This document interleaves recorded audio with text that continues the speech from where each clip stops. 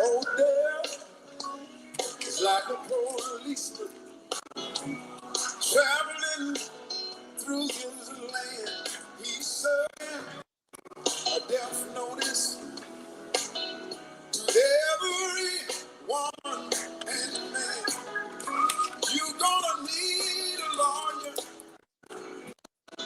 If I were you, that's the next thing I would do. Just be sure you are sitting here tonight. One day he's got a warrant for you. But you know what? Can't run, can't hide. No, there's no need to try. Don't need how he's coming. You can't just one more thing right. Jesus is a law, one that never lost a case.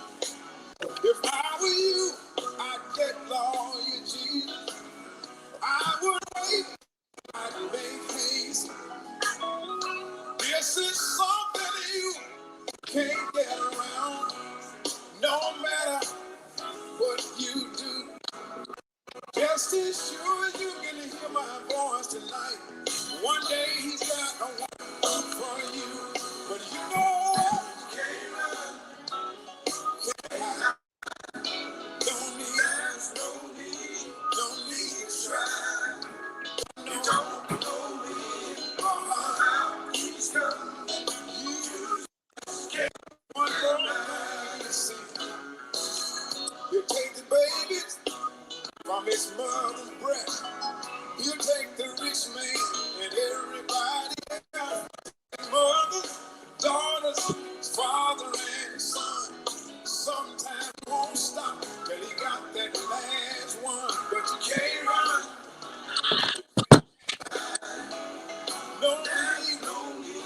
No need to try. You don't know when or how he's coming. You can't. Y'all don't mind, help me tell them. Can't run, can't hide. You can't run, can't hide. You got your name, he knows where you live, knows where you live, and when you come home. Can't run, you can't hide. Well, my mind go back to a story in the Bible days. One day, God called a man by the name of Jonah. Said, now Jonah, I want you to go down in a place called Nineveh and tell my people if they don't repent, I'll destroy the city. But you know that story. Jonah didn't want to go.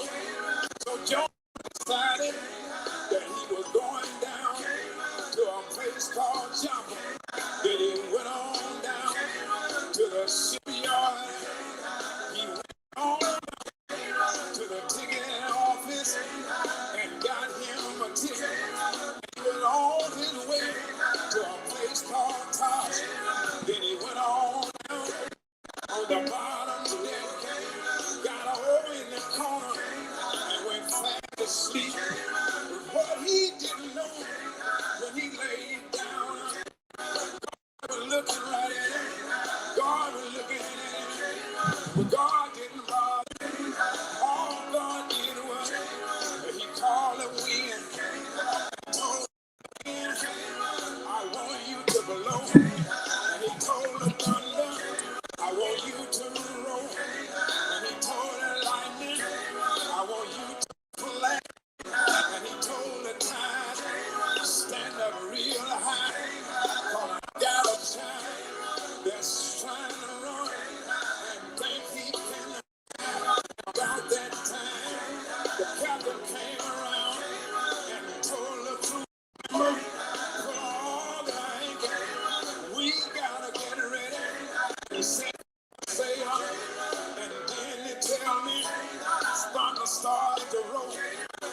started to flag. Time stood behind it, and the wind got the captain got confused. Told all his crew members, out of all the time we made this journey, we ain't never had trouble before. And then he told all the crew members, come on the top deck. And then he asked them, tell me who is your God? Who is your God? Whoever your God is, I want you to call him. And about that time, another man came and said, wait a minute, Captain, there's one more man, and he's downstairs, he's in the corner, and he's fast asleep. Captain said, let me go down, I'll see about him. Captain walked over and shook on Jonah, and Jonah stood up, and the captain asked him, how can you sleep? And we in a storm. Then he asked him, tell me, who is your God?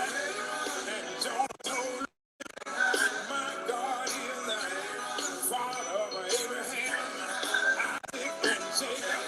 And the captain said, call him. And Jonah told him, I ain't gotta call him. I ain't gotta call him. He already knows. You already know that I'm trying to run. He said, well, now, Captain, if you want peace on your ship, you gotta take me on and throw me over.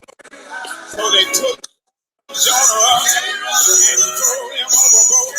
And the Bible tells me God had a fish prepared for him, swallowed him down in the bottom of his belly, took around and took him down in the bottom of the sea.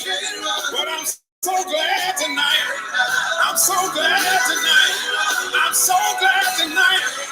It don't make no difference how low you get. God will always hear you if you would call him. Give him a little bit more time to get in if we got anybody coming.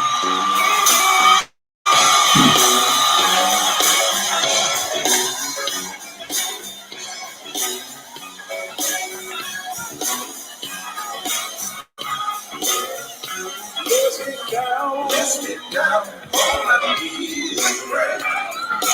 Let's get down on our knees and pray.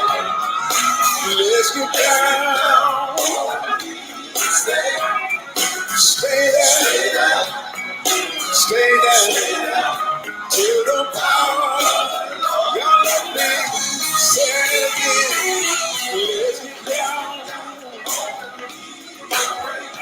Not tomorrow. We need to do it today. When you go down.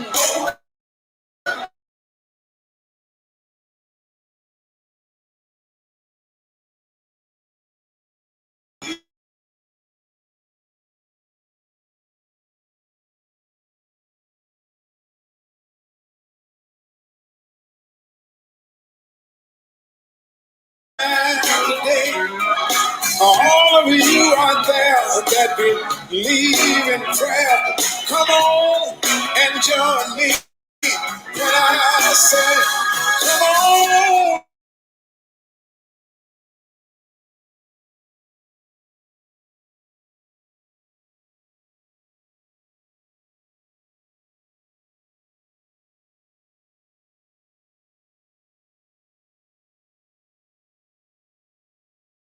To the power of the Lord. Yeah. Come on. Come on. Come on. Come on, y'all. Not tomorrow. Not tomorrow. We need to do it. Talk about today. I wonder, is anybody here tonight? Is anybody here tonight that believe in prayer? Anybody right here that believe in prayer? Look around. town and tell me, don't you see a need that we need to go to church early in the morning? I dare you to notice you'll see somebody that need to get down. Go on home, look at your own self. You'll find out somebody here need to get down. Somebody here need to get down.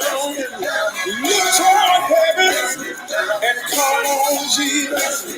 Anybody here that wants to get down, that know we need to get down. Not tomorrow, I'm talking about today. Anybody here that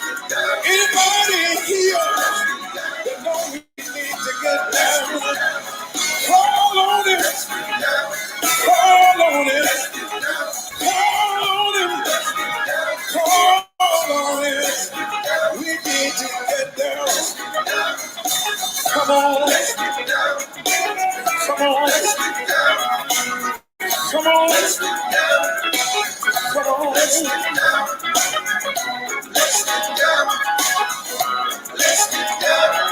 Stay there, stay there, until the power of the Lord.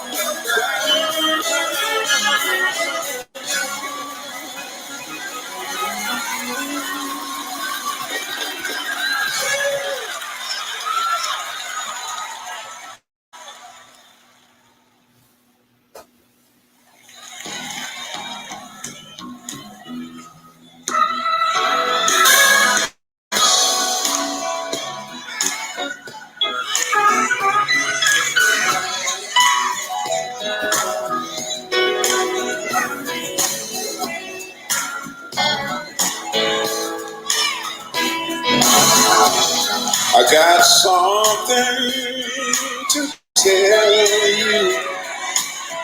I've got something to say. We all got to stand in that judgment one day. Might as well get ready. You got an answer for all you've done. Can't nobody stand there for you, talking about no one. See, you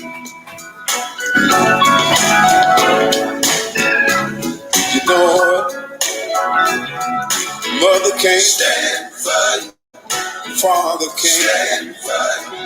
Sister can't stand, not even your brother. You gotta stand there, right there, right there, right there. You gotta stand right there, right there. Listen, don't let nobody fool you, telling you when you did, you done.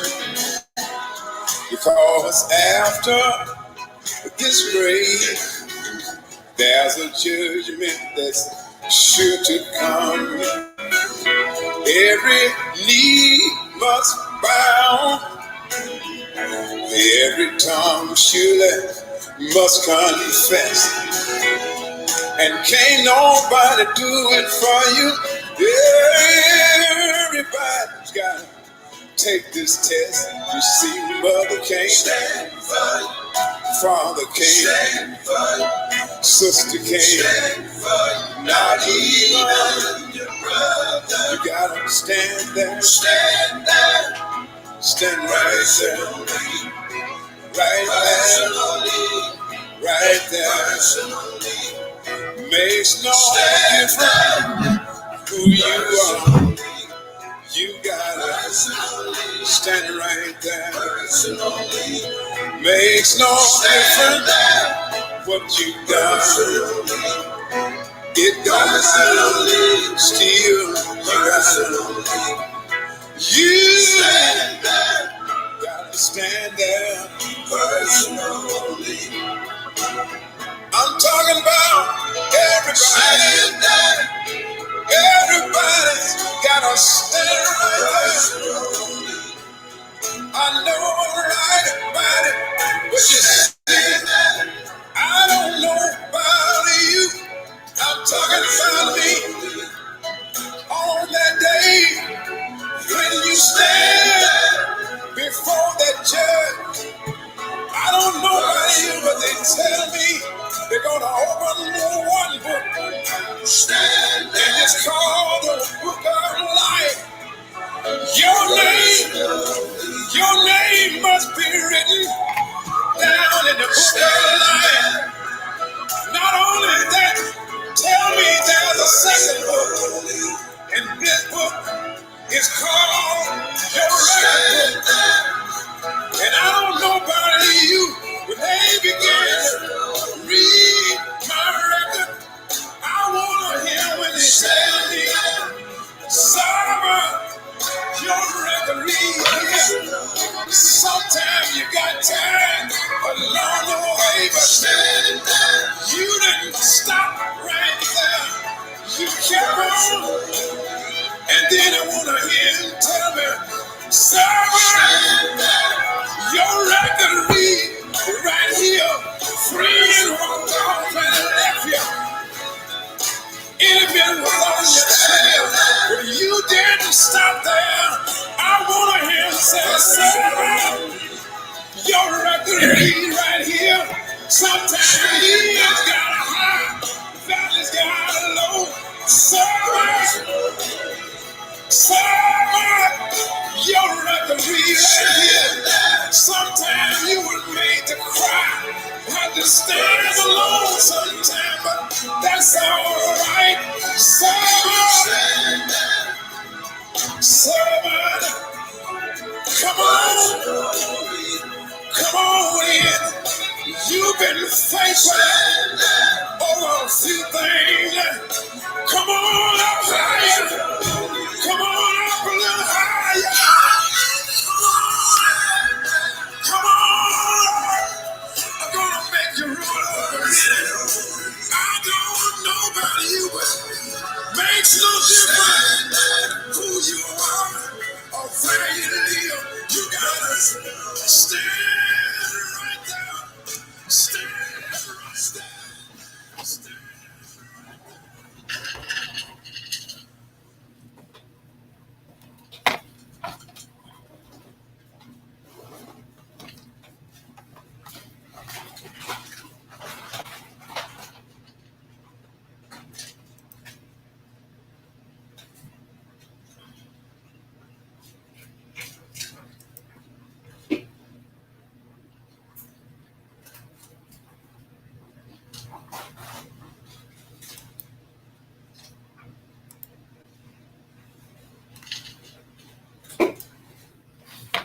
All right.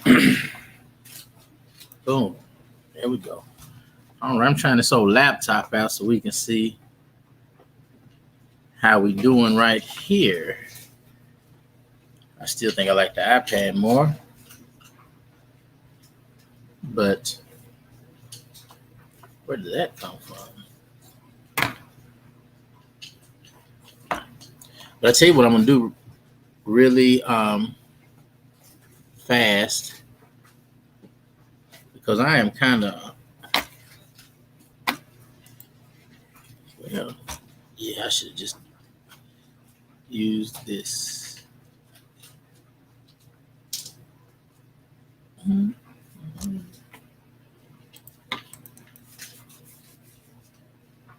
There we go. Let's see what we got here.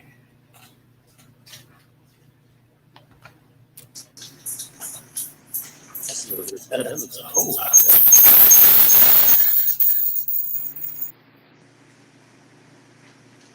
All right. Tell you what. All right, that looks a whole lot better to me. All right, we had somebody on, and Mr. Ray must have had to go. And I do apologize. I've been trying to do this for, oh man, I guess 3 weeks now to get everything to where we can run the Paris, Tennessee based Mobile Institute. But my timing is way off, so I'm going to go ahead and just get that out front and apologize for my awkwardness. But nonetheless, tell you what I'm going to do. I'm going to talk about it, and then maybe before we actually run it, we can what we can do is maybe have a couple of people on from the community side and the panelist side so they can talk about exactly what their role was. And okay, I hope everybody can hear me.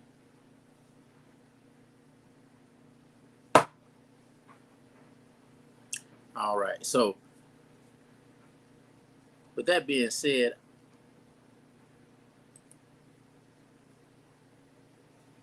we was blessed to be able to put together and to curate a Paris, Tennessee based mobile institute. Now, this one was a blessing to me because I was, in my belief, privileged and blessed to be able to get the teams involved, to get all the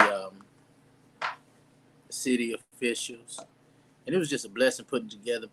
And I was asked by Dr. Smallwood of Teresa Smallwood of Vanderbilt University. I don't know if when we had the little flyer up, I think you could see the Henry Luce Foundation and there we go, Vanderbilt Divinity School.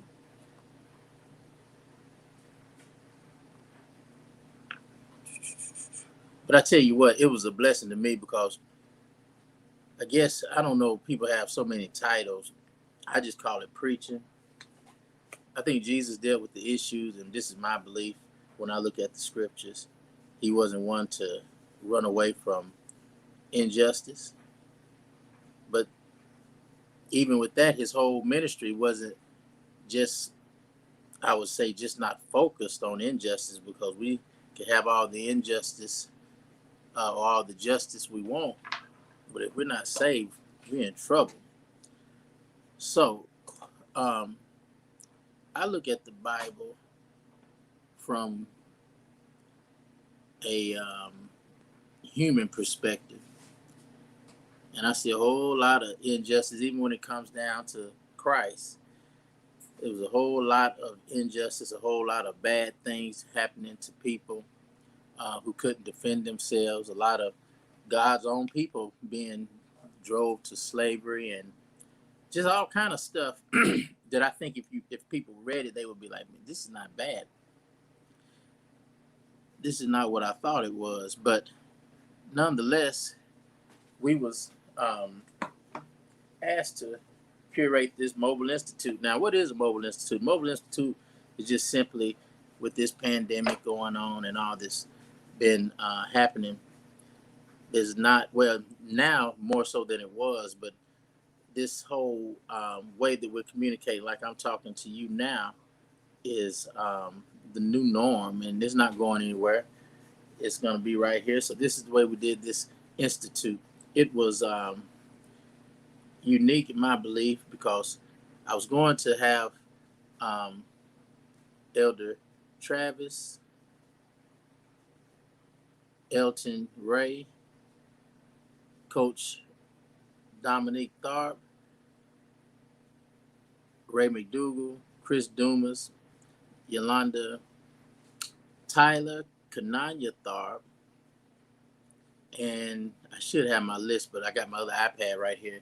But there were so many people um, who was really a blessing. And if I'm forgetting some names, please forgive me because I don't want to forget. There was a lot of people who I personally called to try, and I called a lot of people, sent a lot of inboxes out, and I was trying not to be so um, flat out because I was told to, don't make sure you get people who you believe are very sincere and very, you know, who don't have any ulterior motives, because this is very, very serious. Conversation is what we had to bring awareness. Just awareness. It's not. It wasn't a movement. It wasn't trying to um, fuss and gripe at the authorities. It was just having a conversation. Elder Travis said something very important that I've been saying since then. He said, if we have regular conversations, if we have regular meetings, he said, then when something happens, that's not really the time to, that's not the best time to try to come to a meeting of the minds, because, man, tempers are flared. People are, upset, especially when there's something that's uncalled for go on. So I was happy to be able to do this. And what I had to work with, I thank God for Dr. Teresa Smallwood for even presenting it. And I think her and Vanderbilt, just everybody who had a part. I think even the Greater Hope, part of our praise team, was supplied the music.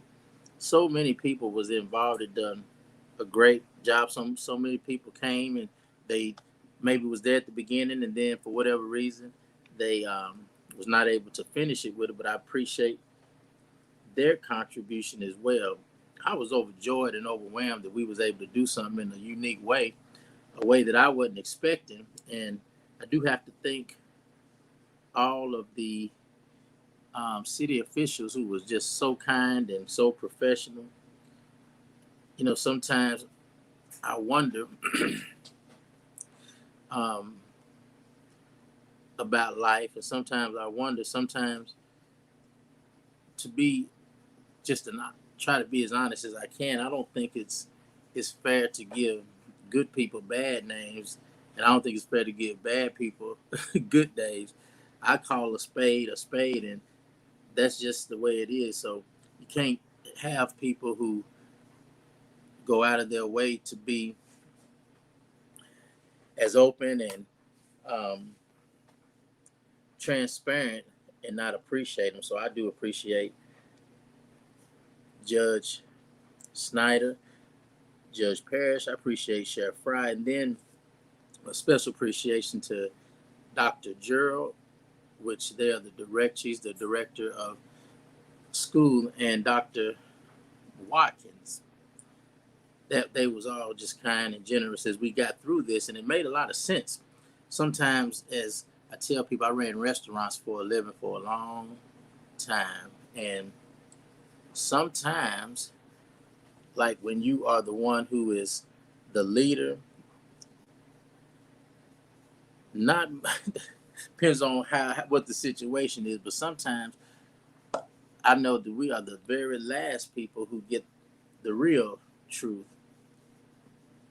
And sometimes I believe it could be some things happening in the streets, um, anywhere, that the higher officials are not aware of.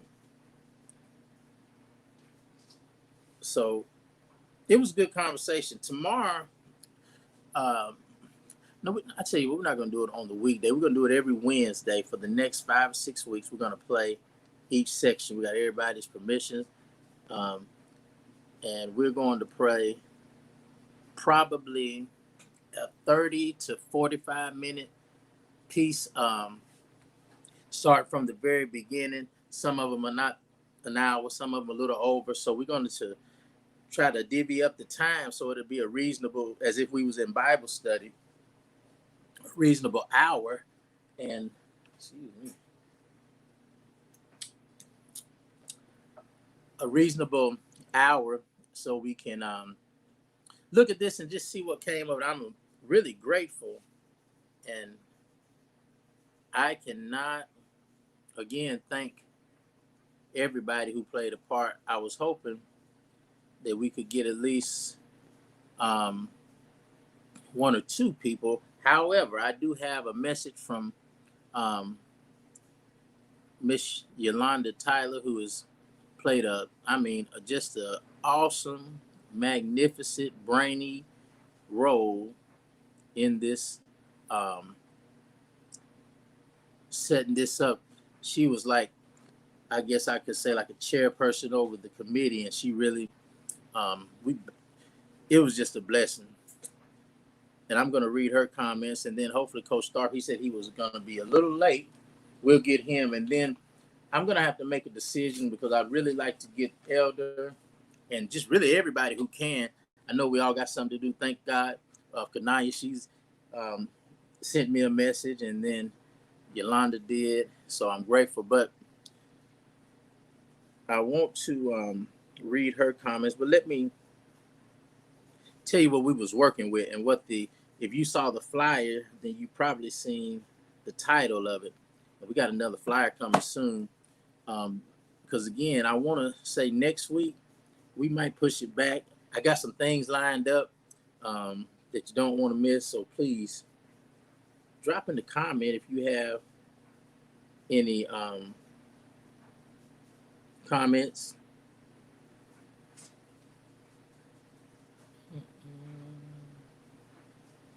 Let's see. I'm trying to get to where I can see all the comments.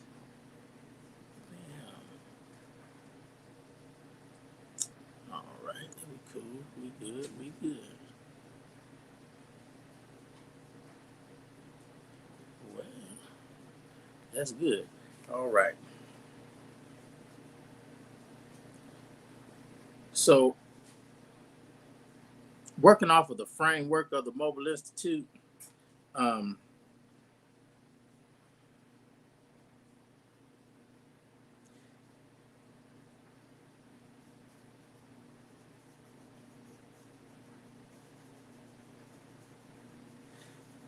there's already a groundwork laid. So, um, I just couldn't help but to praise the work that was already done. And I want to give you the topic. And then from that, we spin off of a prison or jail. Well, really, what I guess the technical term, if there is a technical term, would be the school to prison pipeline, right? So that's just simply, and some people say theory, but it's been studied thoroughly that the test scores of third grade young black boys is how they determine how many penitentiaries that are going to be built for black men. That sounds that's crazy, ain't it? But that's what it is. So um, the theme that she had was racism as a public health issue displays itself in the systems. And from the school to prison pipeline, um, it was on my heart to focus on, in which I call displaying itself in the system, in the actually it's supposed to be the three systems, but in the systems is good: the school, the court, and the prison system. So I was thinking the best way to really go at that, if we're talking about a situation that starts in the school system, was to talk to some leaders in the school system. And Elder Travis, who played an instrumental, very instrumental, he was like he's a blessing. Um, did what he did, and we was able to talk to Dr. Watkins and Dr. Gerald. Both of those fine ladies are the directors of schools. I called it superintendent. I think that's what it was when I was going to school. And they was open arms and open doors, just open everything. I was blessed to be there. I went to school at Grove, grew up and just raised up in the Henry County school system. And I think I'm pretty sharp. I don't know what everybody else think, but I think I can.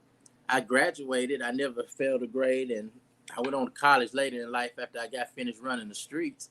Um, and I graduated with summa cum laude at a HBCU, historically black college, and I'm very proud of that because if I don't do another thing good, I'll serve the Lord, and I'm a graduate of that school.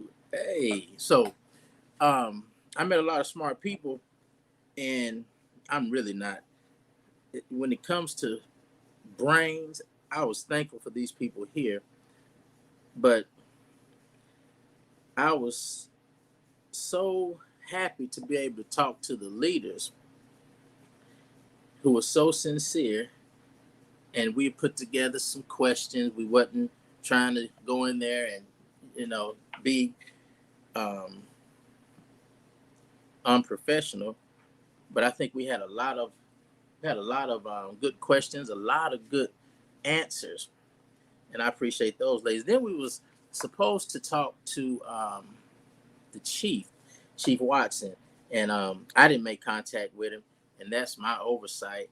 But I did contact Sheriff Fry, and we had a conversation with him, and I think it was Elton Ray who spoke with um, Sheriff Fry and Elder Travis, and that was a um, great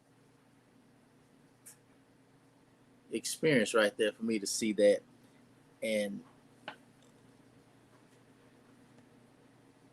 lastly, we spoke with the Judge Parrish and then Judge Snyder, and then the Reverend Otto Duncan, who I owe a huge apology because I was supposed to be in touch with him. I hope he's watching. I'm sorry. The Reverend Otto Duncan and none other than Coach Starp. And that was a good exchange dealing with locking up. So if we're going to talk about it, I just figured we need to talk about the schools. We needed to talk about the policing, and then we need to talk about the court or ask questions or bring awareness that this is going on. Um, and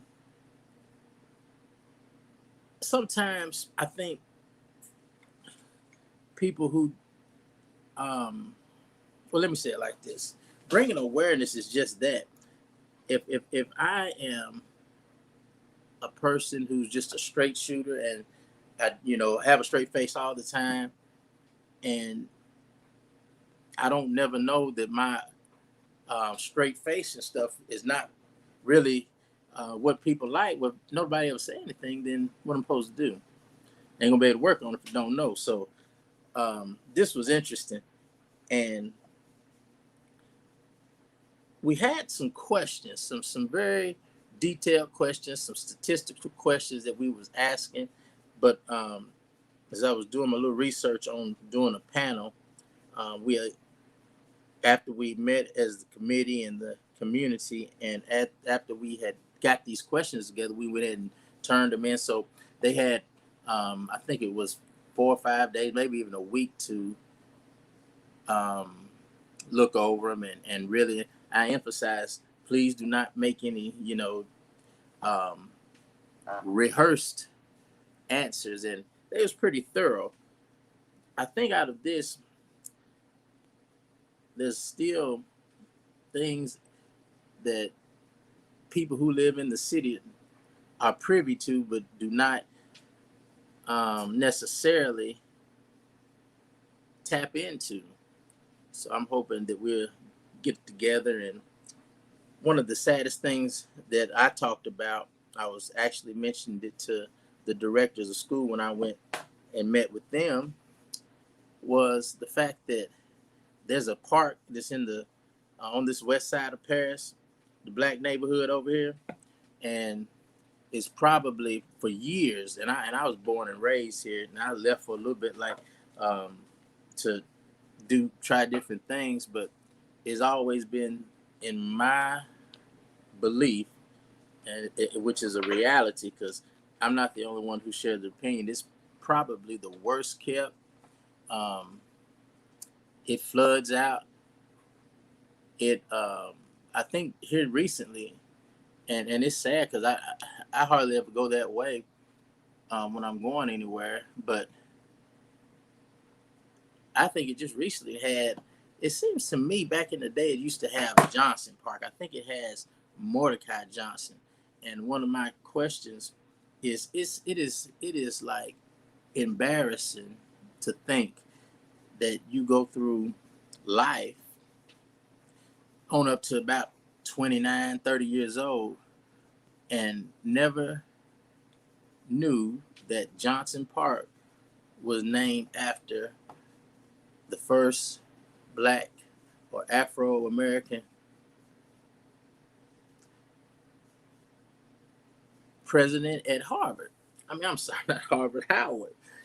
And I thought about that. I thought about that a whole lot. That I thought that part growing up, it was yeah, everybody from Paris know the Johnson family, Mr. Kenneth Johnson. Him and I used to ride to school when I first started at ABC, and his children, um, Nip and Yacht and all them, and Kenya. And I thought the Johnson Park was named after them. I really did. I never even thought to ask anybody. So come to find out, that park is named after. And you know what's even more sadder than that? Like we come up in this city. I'm not saying everybody. I know we have some smart ones out there, but and many of us did not know that Mordecai Johnson, and there's even some in this generation. Look him up. He's from Paris, Tennessee. Looks like a white fella, and I didn't even know this till I was well grown. And you're talking about misinformation um, historically. I remember this talking to my mother and many of those who went to Central, and I'm not talking about the one up the street from Jones Bend. I'm talking about the one over there on Rising Street that a lot of people don't even know the um, the history. And I just thought it was sad being a grown man over almost 30 years old and not even understanding that. That's just seems like that should be something that every kid who um, in Tennessee, perhaps even the world, should know and recognize. Now, do I know what type of man he was? I don't know none of that. I'm just saying that was a that should be common knowledge, which it is common knowledge, and that should be right there. And things like that concern me when I think about it. But if people are people who don't care nothing about their own freedom and their own salvation, what can you do to people who don't participate um, in their own success? I was talking to Brother Ray. We was talking about this investing and this thought of saving. Like you work a job for 50 years, and then by the time that 50 is over, you done got up. You retirement time now probably over because, and then they give you a watch and you know take your little 401k and good luck. They don't have any more of those old grandfather retirement plans and things like that. Man, I'm here in my 40s and I'm just now learning about investments. There used to be a saying back in the day. They said, I wouldn't have told nobody, but I don't care. It's just the truth. It's just how far back. And that's why these conversations and other conversations need to be talked about. And um, again, so grateful. Oh, we got it right there. All right. Thank you, sir. Elder, how you doing? We're trying to get Elder in here. Okay. Let's do something here.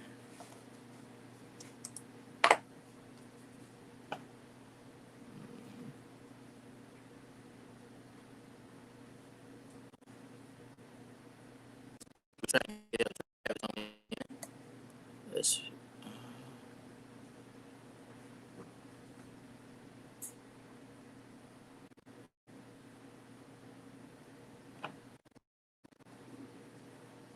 channel movie.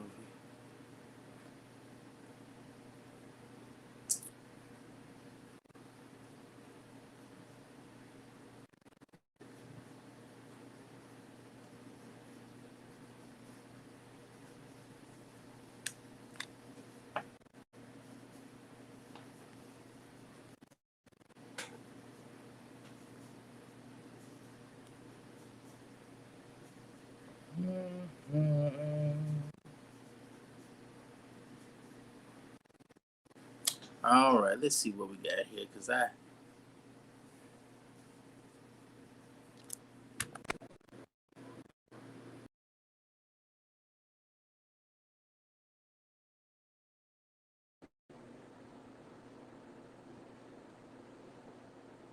All right, Elder, can you hear me? Oh, they coming on in now. Okay, this is putting it back up there. All right, let's look at this. All right,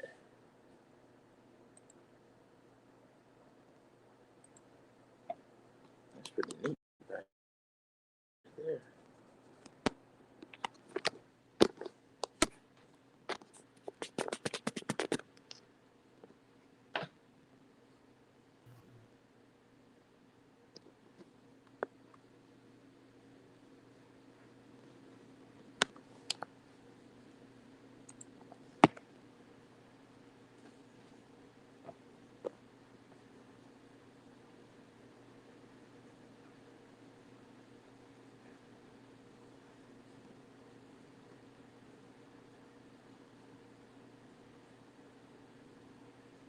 Y'all give me just a second. We're gonna.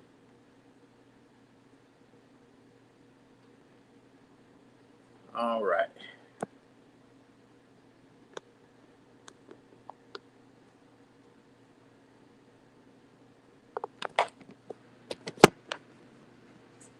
All right. We'll see if we can get him back on here in a second. But yes, that was Elder Travis. It's a big difference between a laptop and an iPad, isn't it? I'm gonna tell you, we getting ready to. Oh, that's better. Yes. So that was exciting to be able to speak with them. This whole Mordecai Johnson thing. I would pray that we. I think educating at home is a good idea. Um, in other words, uh, helping the schools with your children with homework. Anybody remember the day when your parents help you with your homework? You go to school the next day, it all be wrong. Hey, but um, I do. I'm gonna honestly say, as far as people who are willing to to work with you, I am very proud of the conversation I had with the directors of school. Dr. Jill is really. I don't know why. I don't know if it's already in my mind. I see or the way I see people. I already like my mind is already made up once I seen them, and sometimes maybe just one or two conversations, but she really was impressed me. Um, Open with her background and the state of Mississippi, and really some heartfelt things. So I was so privileged um, to be able to do this. All right, can we get Elder back on? Let's see here. And then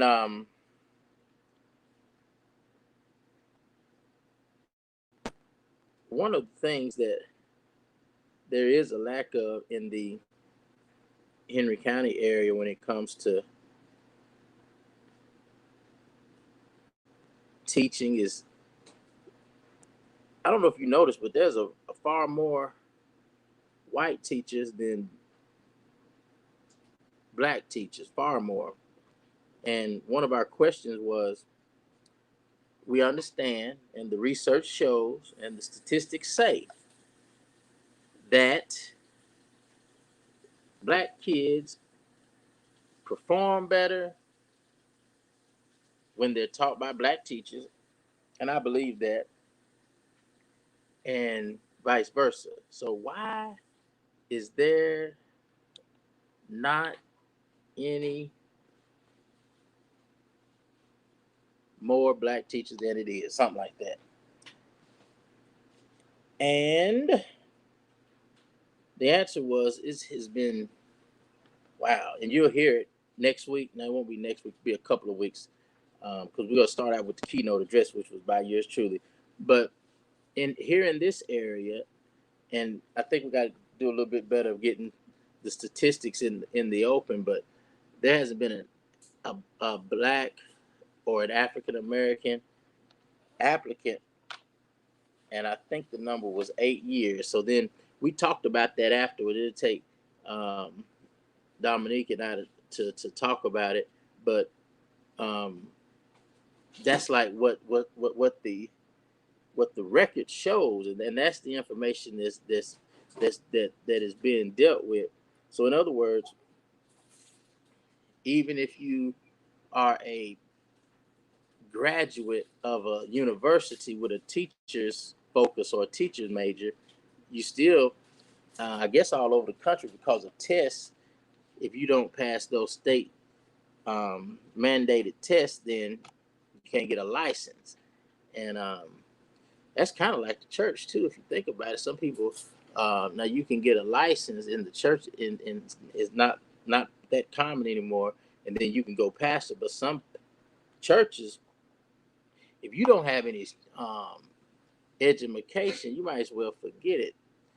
Some churches, if you don't have a doctorate or a master or a master's, then they won't you might as well not even put in your credentials. So um, it's kind of like that. So what happens is, in my asking around, why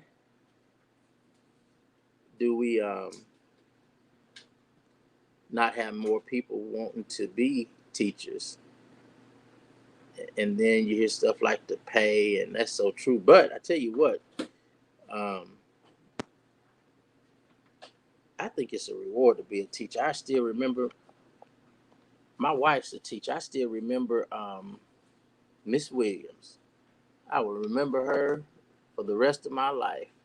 Miss Alice Williams, my kindergarten teacher. Back in those days, I'm not gonna say what, but it was a different time. You know, you shake a kid these days, they liable to fall apart. But I'm just kidding, just kidding. That ain't nothing to kid about. Seriously. And from her, I remember going to the first grade, white teacher. Second grade, there was a black teacher in that pod. I think her name was Miss Harding. Yes, Miss Harding. And then the third, fourth, fifth, sixth, seventh, eighth, ninth, 10th, 11th, 12th was white, white, white, white, white, white. That's the way all my teaching. No, Miss Dunlap in the seventh grade. Yes. So I went first. No, I went kindergarten. Then I went to first grade. Had, in my opinion, great teachers, but I'm just talking about the wide range of it's almost like the presidents of the United States. One speck on the map, and that's the way I'm gonna tell you something. I had a good, in my belief, for what I know, and then even as far as being nice, all of my all of my teachers. Well, let me see. I don't want to call names, but some teachers that I'll never forget. Miss Mrs. Williams. Never forget Mrs. Williams. Mrs. Varner. Mrs. Varner is one of the greatest teachers of all time. I think she's still teaching now. Miss Call was the principal back then. I mean, just some great teachers. And we was over here at Inman, over here on the project side of town. And I remember we was one of the six best schools. Who else was and Miss Elliott. Miss Elliott, every night if she hear me preach a revival, she'll come and hear me, and I will never ever forget Mrs. Elliott. I think we're Facebook friends, and I'm talking about my elementary years. Now, who else did I have? And I'm just thinking because the mind is not Miss Bomber, Miss Night Bomber. Oh, how can I forget her? Boy, she was we used to say she used to cuss in Germany. And back in those days, that's when the Berlin Wall had came down, and she was from Berlin, and a lot of the people have been misplaced, uh, and that was a mighty time. But Inman was a great school, and then Miss Wimberly, I never forget Miss Wimberly. There's a lot of them back there that were good teachers, but when it came to being black, it wasn't a whole lot of black teachers. Um, and again, I still think the mind has a way of of retaining information, and as time get old, um, we get older. But there's just some things we'll never forget. I think it was Miss Varner who took me to my very first. We was on the west side of Paris, so we didn't have not where I grew up at. We didn't have no money to go to college. I went to my first college game. I remember I took Harrison Cowan with me one time. Yeah, I think me and Harrison, and had a ball. So you're not gonna have a white teacher show up with two Negro students if she's don't like Negroes. I never will forget that. That was a blessing, and I'm still thinking about my day. But even then, in the third grade, when Miss Wimberly was my homeroom teacher, I never would have thought at that. I didn't know that in third grade that they was using my test scores, and probably off of my test scores, somebody went to prison. I'm gonna tell you that right now because um, I was not. I didn't start getting good grades. So I guess I was in college, but I went all the way through school. I cannot believe I didn't fail the fourth grade, um, and I think I have when I start thinking about the like racism. I think I did. My first experience of racism was at Inman, but it wasn't by an authority figure. It was by somebody, a bigger, a kid who was probably in the sixth grade back then. We went K through six at AP, Ray, and Inman. Those was the school back then. And then all the rascals, when I got to fourth grade, they all clustered in and, messed up our little school coming from AP and Ray. And that's when all this, I guess they did it every 3 or 4 years.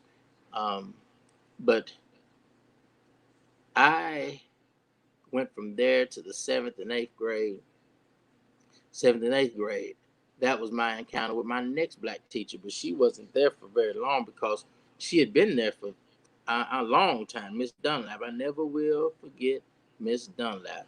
She was a nice lady, but my mother, was 28 when I was born, which is um, a nice age um, to have your first child, and Miss Dunlap had taught her.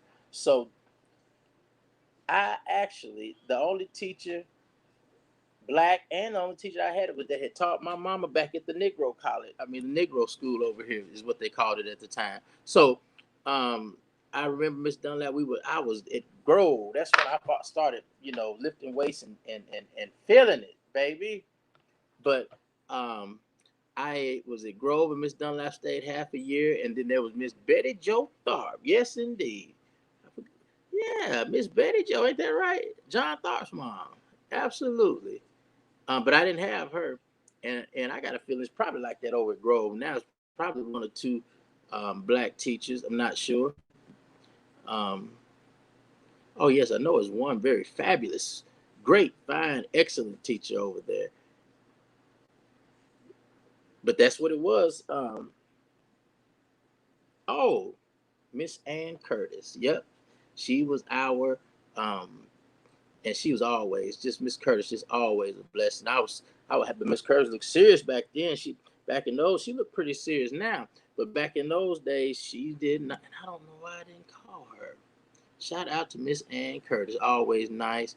I remember when one of my boys, they got into some stuff, and Miss Curtis, she could have threw him up under the bus if she wanted to, but she didn't.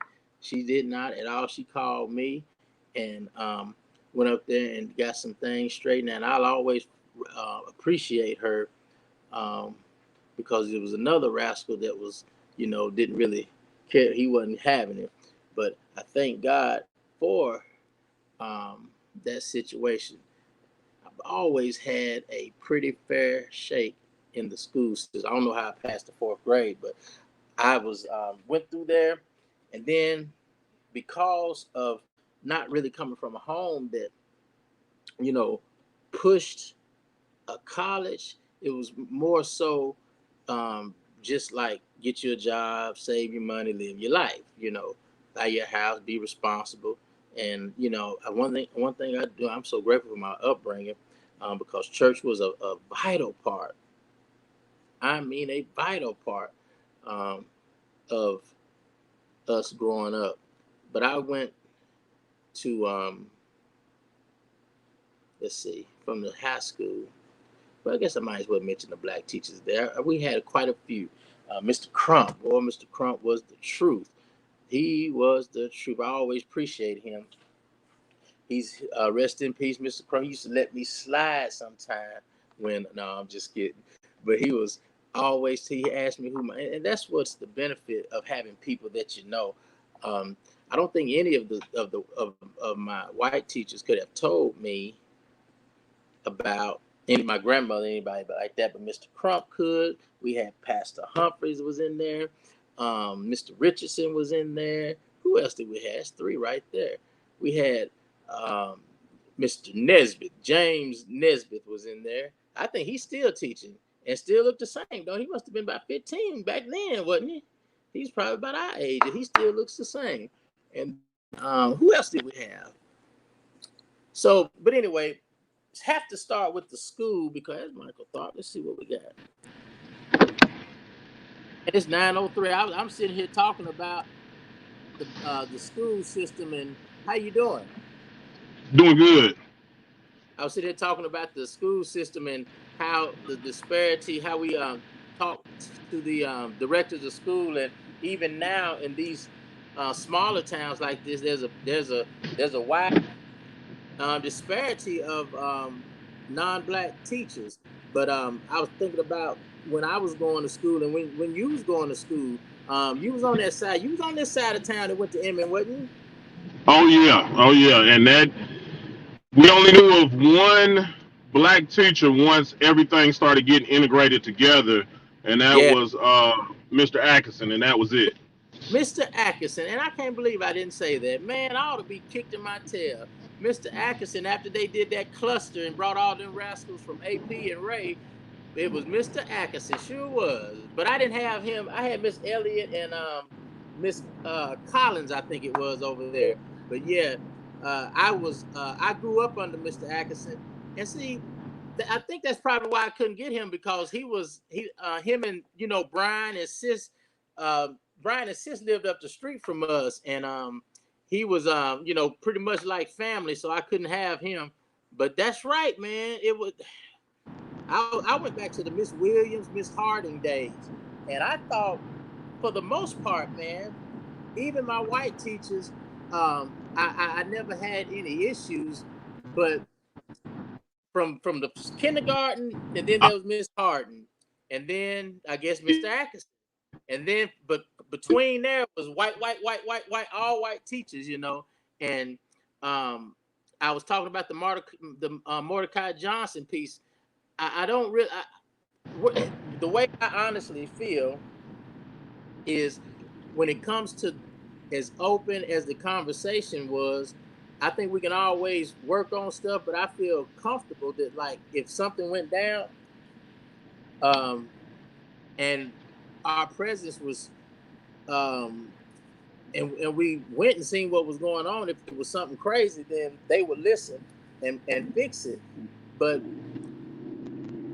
I still think that you you are a long way from educating people properly all over the world if you have towns like this that don't know, and this is my opinion right here, really, but who don't know who Mordecai Johnson is, or certain things about life that, man, that my parents didn't teach, that I didn't even learn till I was, man, 40. When it comes to wealth. So Mm-hmm. I was the reason why we started here on this school to prison pipeline, because we'd have to see just what the perspective is, why these kids on this level, on third grade level, making these low test scores, these black kids, these black boys, when that's what's used to lock them up when they turn 18. So, and you are an educator, so man, I've been talking. Go ahead and talk about it. Well, I think the biggest part of it is, and I think we kind of saw issues when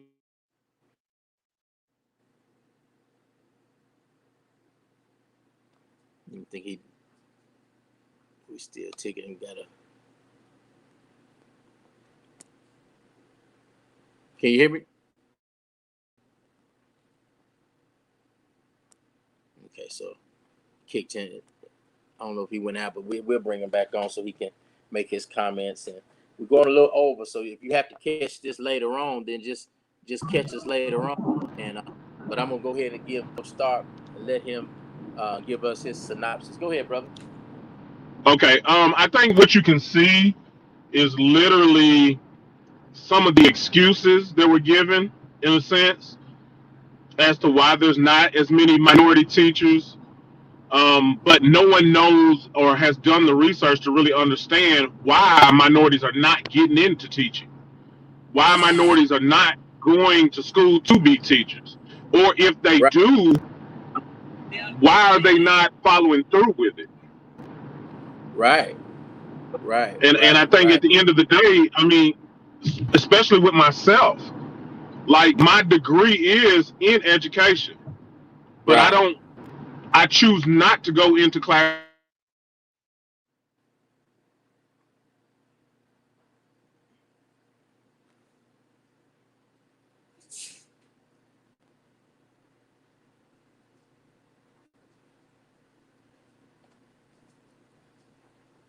in this school system, given the fact that he's been a couple places and he knows what he knows.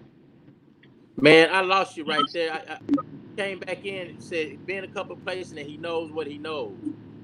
Yeah, and that's the key is I know what I know. I know what other school systems have done, and the excuse Right, of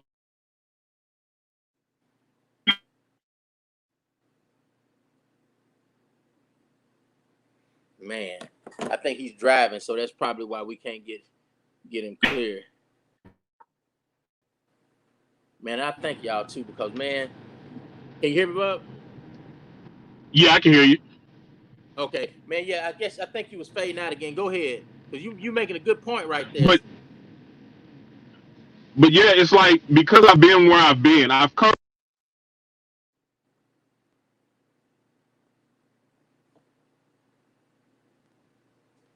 Mm, mm, mm.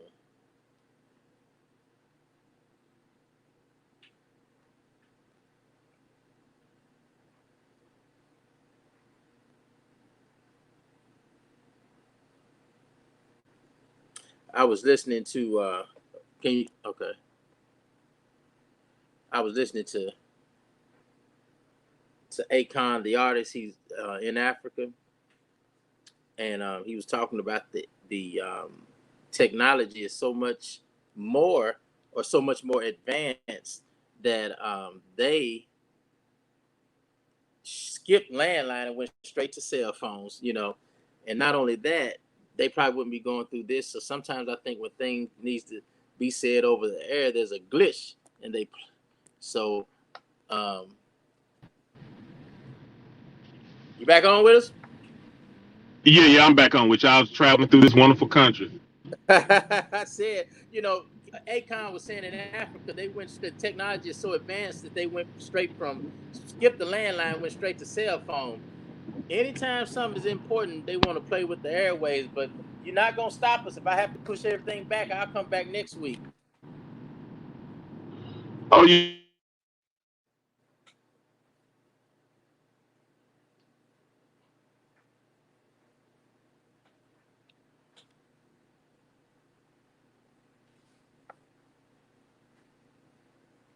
I can go anywhere in a metro area and apply for a teaching job. I'll get it right. Given that, oh, well, we have to do this and we have to do that. No, you can go ahead and approve whatever so that I could teach in your school district, but you choose not to. Because And I did mention. Go ahead. no, I remember you mentioned transitional license, professional license, and a bunch of other licenses that are able to allow people to come in and teach, but it has Right. to be permitted, through whatever school system. And regardless of what you really want, people want to understand and say, I'm not the only one. It's fine for Right. us to come. It's fine for us to play ball, but it's not fine for us to come and teach ball in that community. Mm-hmm. And you from this community, uh, man. I tell you what I meant to do, and I don't know how to get in touch with her, but it was you, and it was I think her. She applied, and I think didn't get the job for Henry County. Is that right? Yeah, I Years believe ago. so. Um, Kitty Allen, I think, is what I heard. I'm not 100% certain, but and that's something I think is worthy of talking about. Of course, we didn't bring it up then because I guess that probably could have caused a whole nother thing, and we just left it alone. But I think that's something we can follow up on for sure. What do you think? I think so, but I think the bigger topic would be this: how is she inducted to the University of Memphis Hall of Fame, and we're still wondering about this whole Henry County Hall of Fame? Would that be something? If you know how to get in touch with her, I probably can with no problem, I guess Facebook. but I don't know her like that. I mean, I know who she is, and we all from Paris, but uh, I send anybody a message. I'll check into it because that'd be something. I mean, because as we do, we have to have um solid facts, and that's what we dealt with, solid facts, and that's certainly worth bringing up. Um, you know, just to have a meeting. We're supposed to be having these meetings every now and again, so it's like family is what someone said that if you're talking often, when you have an issue, it won't be just a deal breaker issue because you can't really, you know, your son get into some kind of stuff with somebody, and then your son gets the shaft, and the somebody gets to get the pat on the finger. Well, I'm pretty sore after I collect all the evidence and find out that there is something fraudulent going on, and that ain't the best time to really talk because I just had a situation um, where I was accused of stealing, and I jumped the gun, the bridge, the everything, and that's not just the best time when tempers are or when people are heated. So I think it's worth bringing up. Now, Dominic, what do you think, man? And I let you roll after this. What do you think? What can anything come out of this?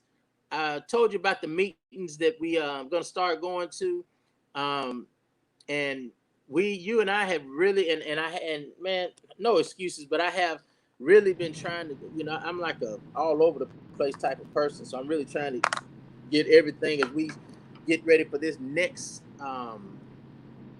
I don't know what to put it. This style of church or this next, uh, whatever it is, it's been kind of busy. So I really need to get with you, and I am. I promise you, I'm coming down there soon. Just whenever you have some time, so we can sit and you know, talk about it and really have a plan together. Because oh yeah, Dominique, everybody was just more I mean, he's just like a player in the game. He was just so instrumental in this whole thing, working on both sides. And I had a couple of people who had to get on down, and he stepped in like it wasn't nothing. And I mean, I appreciate you so much of how you stepped in. But the work don't end here. What are we gonna do? What are we gonna do from now on? Starting, now. Well, I think the first thing is to make our presence known. And I'm not Mm-hmm. talking just from a podcast standpoint, I'm talking about in person. Right. Not only just myself, but a bunch of other people that we're going to collaborate with and do a lot of different things. There's some things from not only just a basketball standpoint, but I think from a parental standpoint of an athlete that I can give back to the city of Paris so people can understand what the process is if you have a potential scholarship athlete in your household. Um, because if you don't understand the game that's being played, you are literally going to miss out on over $1 million. We And should people look at me and people look man. at me and act like I'm crazy. But if one of my players can get a scholarship to Loyola Marymount for 2 years and it be 1.4, 1.5 million, what do you think 4 years at Loyola Marymount's going to be? Right, Like, right, right. these are the type of numbers that we're talking about. And now that these college athletes have the ability to get endorsements, we're talking about a whole nother game that's being played in behind the educational piece. Yeah. Dominique, talk about So, that thing that you talked about. Like, um, I'm lucky. Well, I'm blessed, because to have an educator, um, and the way they do the whole Pell Grant and how you think you're getting free school, and man, that's valuable information. And I know, I mean, that's that. This is not going away, is it? Or is this? not that I know of.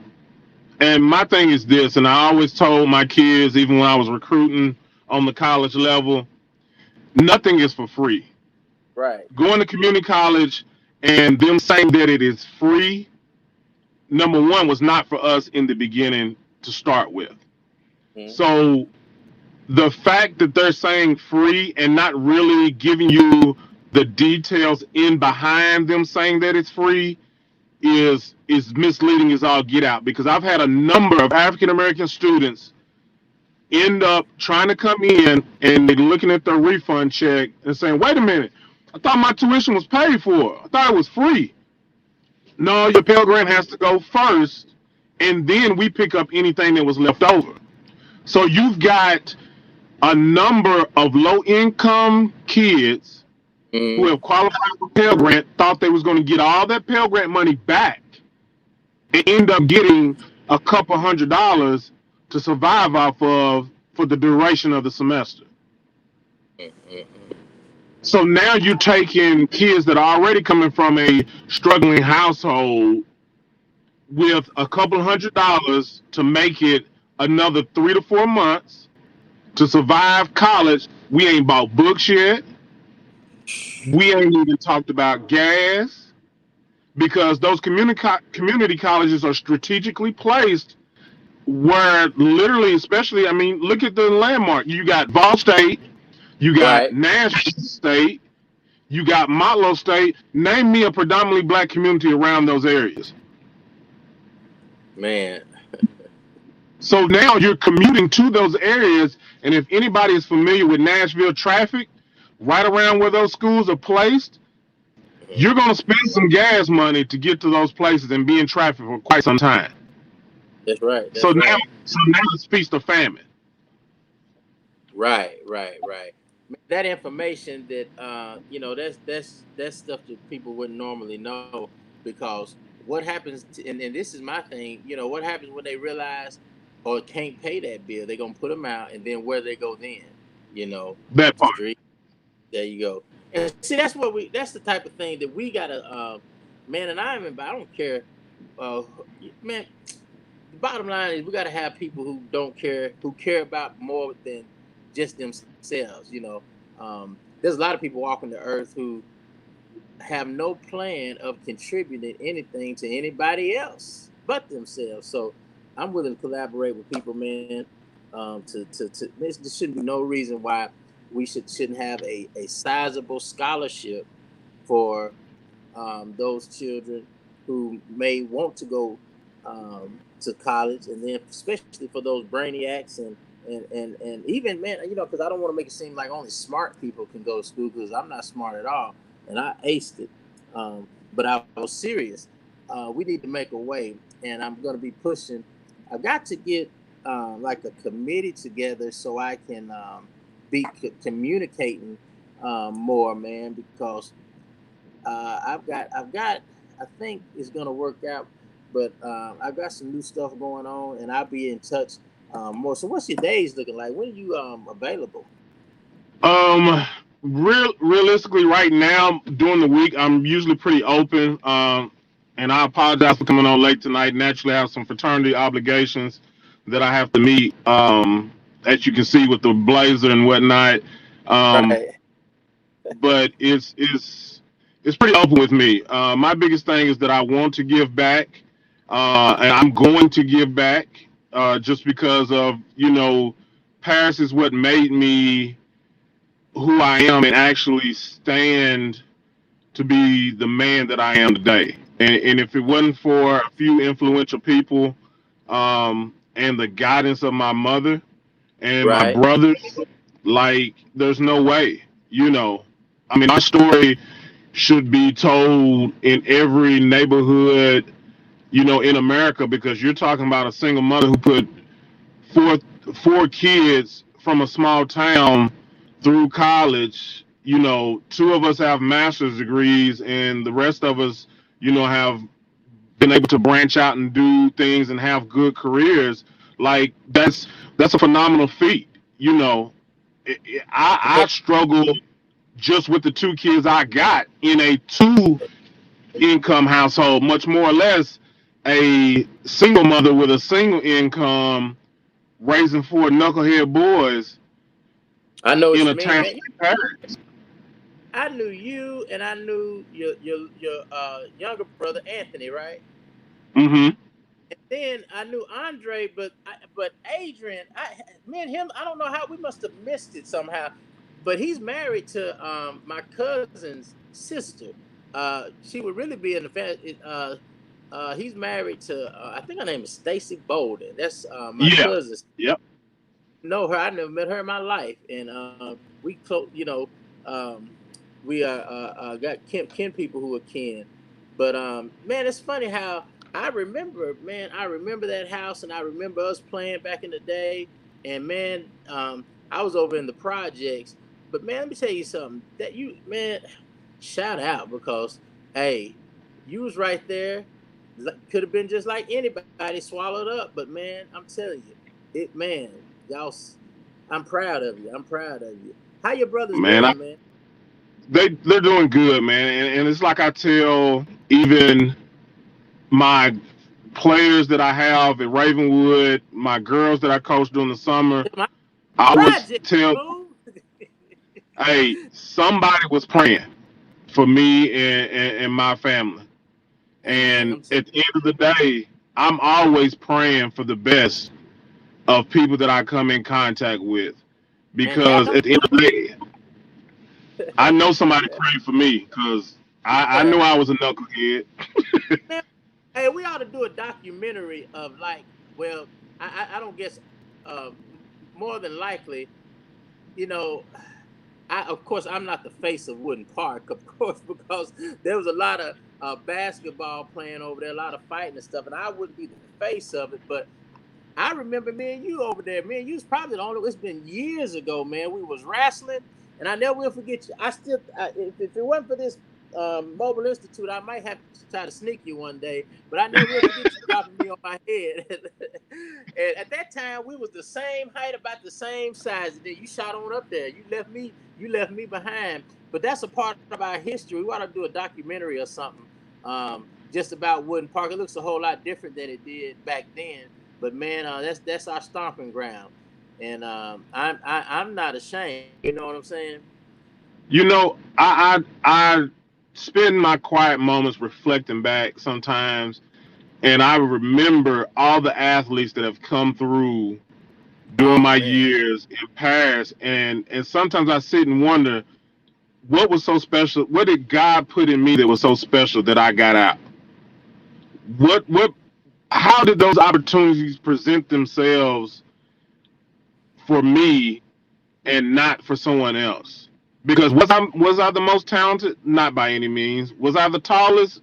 Not even close. But like I said, somebody was praying for me. My mother was pushing me. I mean, it's people that don't even know. Like my junior and senior year, I'm working at a nursing home on the weekend Right, and right, still right. playing ball. You know, so it's a story behind the struggle That's right, to get man. out. Me too. I was working at Taco Bell. I never will forget.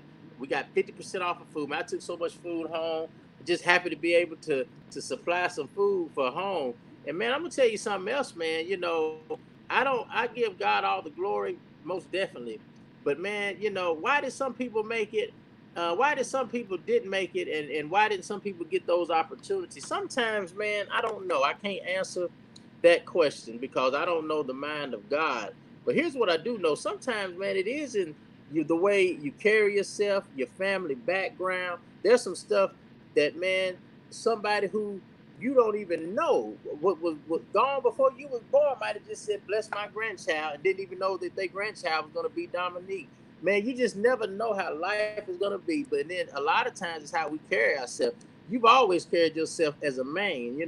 You've always carried yourself as in my opinion, as a person who is gonna be somebody, man. It's like there's some people that you think about and you be like, well, I'm not surprised, you know, that they are, whatever.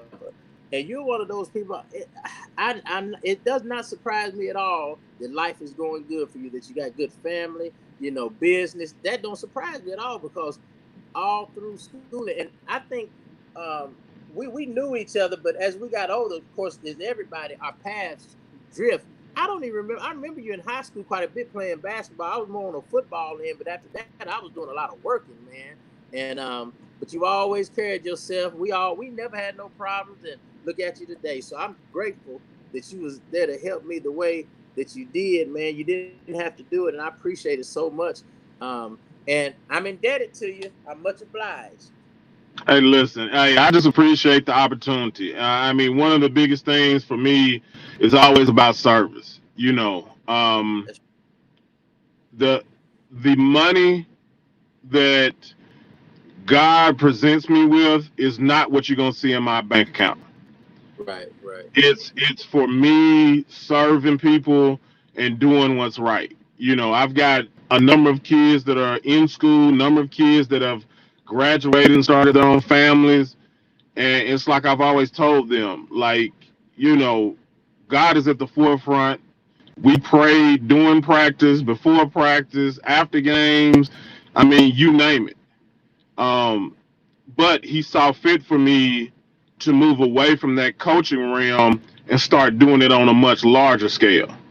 Right, right. And with Him moving me in the way that He did, I'm just going to continue to follow Him because He's given me some of the greatest gifts that I couldn't even imagine it. I mean, my family is one in which I cherished each and every moment. Um, I'm glad because when I was coaching, I wasn't able to be with my family because of I need to go find this player. I need to go do this. I need to go do that. And now Right. He's put me in a position that I can be at home and enjoy Thanksgiving. I can be at home and enjoy my kids opening Christmas gifts. And that stuff can't be replaced with money or anything else in this world. So He's No, provided a bigger platform for me to affect kids, both black, white, whatever ethnicity now, because of what I do, with Ravenwood and then coaching girls in the summer. Like they're coming off from various backgrounds, but the one thing each and every player will say about me is that he's giving me these jewels that's gonna further my life in a way that no one else is going to tell me the truth. Man. Hey, I'm gonna tell you something, man. Listen, that right there might shoot somebody straight through the stratosphere because somebody who's and because everybody don't get that, somebody who's gonna level with you and let you know, man, look, hey, here's what it is, man. You can't beat that. You'll probably get a big check one day from from somebody who done made it big. And mentorship is what we don't have. And see, we need these brothers, man. I mean, like yourself, I like to hear man um, talk about his family and his children. That's a blessing. My children are grown now, and that's another level. And I realize, man, I'm still making mistakes when it comes to it's a different type of language that I speak with almost everybody in the world these days. But I am who I am, and I want to make sure I'm giving back service, man. If it's just, I mean, trying to put somebody on the right path if they'll listen. Your living won't be in vain, man. And God, He didn't bless you for no reason. So I look forward to us collabing, man, and really just trying to get some stuff and getting some people who really want to, participate. You got anything about the? What, man, I tell you what, I'm gonna let it go right there because it's an hour and 30. But man, thank you so much. I might push it back. I'll be in touch this week before it's too late. We might go another week, and because I want to get this thing off. I got some stuff. No, that's right. I'm gonna run this on Wednesday night. Yes, so we might go another week and talk about it. I'm gonna send an email out, or I'm gonna put it in one of those message forms tonight, and or early in the morning, so we can get it and try to do it again. Because I like to hear. Let me read what Yolanda um, said, and then I'm gonna let it go. She says she wasn't going to be able to make it tonight, but she researched and the question was, what was our? Did you get all the questions that I sent? Yes. I, Hmm. yeah, we'll try to do that to next week because as long as we get it, I want to run it all before the end of the year. But she says that I researched bridging the gap programs around the nation. I think we do not have to reinvent the wheel if there is some type of system in place that has worked in other communities and we can benefit from. The objective of this type of program is to teach the youth and law enforcement what to expect from one another. Both can learn how to have mutual respect in different in situations. I appreciate that because we was kind of. I remember when she brought that up. Somebody else had said something similar. It might have been you, but we compared, trying to compare different cities that may have had about the same population, but we had to go with I think maybe when really it really is no comparison because Nashville metropolitan is really nothing, even Jackson or Clarksville. But what we did find, they had more statistics, I think, in Nashville than they would in Henry County, and so Davidson County and some of the larger counties had better statistics. So that was a good move right there. She says during the Mobile Institute panel discussion, some ideas were presented that are similar to what other regions use, such as a school to prison pipeline program that will involve all stakeholders in the community, including police, educators, social services, churches, mental health counselors, parents, and other organizations. This would trickle down to the attorneys and judges when proposing punishment slash sentencing. Her last paragraph says the Mobile Institute was effective because not only did the stakeholders get a better understanding of the need in our community, but the panel gained some knowledge of programs that exist and other resources that may help if our community creates something that will be effective. That's a very important line. She didn't say this, but she didn't say this is very important. I'm saying that what she wrote here is very important. This part right here, if our community creates something that will be effective. That's so important right there. Her last sentence says it is going to take everyone to make these programs successful, and I believe it can happen. Yolanda. And I thank God for her because y'all two, man, I was gonna put I was gonna put both on a panel, but she didn't want to be on a panel. She has a lot of people, man. Everybody was strapped for time, so I cannot, man, thank her and you. all of y'all, man, because it's like you were just driving, you still in the car, man. Listen, I gotta let you thank y'all. It was just a blessing. Um, anything last words or remarks before we let you go?